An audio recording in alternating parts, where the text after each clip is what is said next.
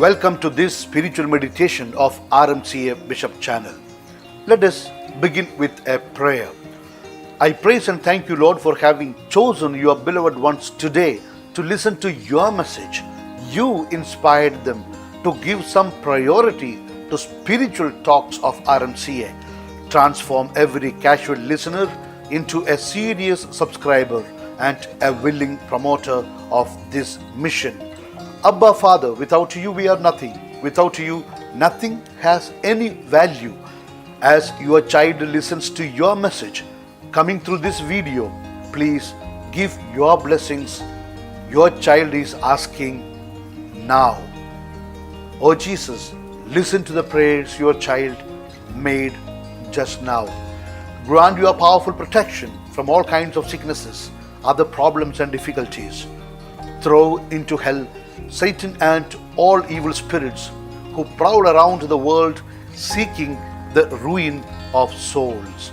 O Holy Spirit, rebuild in your church and in your child the virtue of being with God. We ask this through Christ our Lord. Amen. My dear brother and sister, Albert Einstein was often asked to explain the general theory of relativity. He used to do it in a very simple and easy way. He speaks of two situations. Number one, put your hand on a hot stove for a minute and it seems like an hour. Situation two, sit with a pretty girl for an hour and it seems like a minute. Then he says, that is the theory of relativity. In our daily life, we have no time to pray or read the Bible or hear spiritual talks. It is boring, long, useless, waste of time, etc. On the other hand, we have all the time to check the WhatsApp messages, YouTube channels, Facebook comments, Twitter posts, TV programs, etc. In short, spirituality is putting a hand on a stove and worldly entertainment is like being with a pretty girl. Then this is the theory of spiritual relativism. Who knows? Common experience is that we don't realize how the time passes when we do things in which we are interested in. We don't get tired or bored. We can go on and on.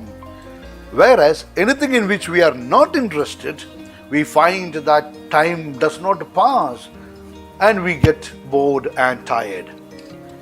If we are interested in spiritual matters, we don't mind spending time for it. Not only that, we will make time for it. For example, at home when I was in the school, I had to do a lot of works, especially going for shopping, taking care of domestic animals. After that was the study time. Since I was the eldest, naturally the responsibility was on me. My mother used to say that I was very slow in doing these household works on normal days, where after the work was the time for study. But on those days when I was allowed to go for games after the work, my mother used to say, my speed for the work used to be double. Similarly, for example, I have heard people saying that the Sunday sermon is too long. But in a retreat center, things are different. There, the talks are very long and nobody has any complaints. The difference is for those who go to the church as a matter of routine, a habit, or an obligation, invariably the sermon is boring and announcements are long. In a retreat center, things are different. There, only those who are interested in spiritual matters or who are motivated to receive some spiritual help are there. That's why long talks are found acceptable to them. They come disposed to listen to long talks. In that case, it is not the length or content of the sermon, but the interest of the listener or the faithful that matters. Let us not underestimate our priests. They are becoming priests after 12 years of training. So, to assume that they don't know anything is not correct. Let us not say that their sermons are boring. All what we need to see is what the preacher says is relevant for me or interesting for me. If yes, everything is okay. Otherwise, everything including the arrangements could be a big problem. There will be people in the crowd, in the same congregation for whom the same sermon, the same length is okay because it is either interesting or relevant for them. Therefore, it is not the preacher or his sermon that is the problem, but the interest or need of the person listening is the issue. If someone has interest in spiritual matters, he will listen to it, irrespective of even religion or other considerations.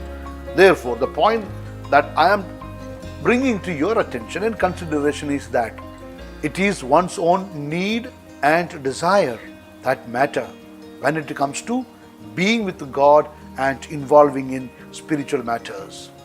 The very fact that you are listening now, this video is a clear sign, I think, that you are very close to God. It shows that you are interested in spiritual matters. It indicates that there is some connection between your soul and the Supreme Soul. Thank God for this spiritual content God blessed you to develop gradually in your life. Therefore, keep it up. Nourish it every day. Spend time for God. Keep time to pray daily.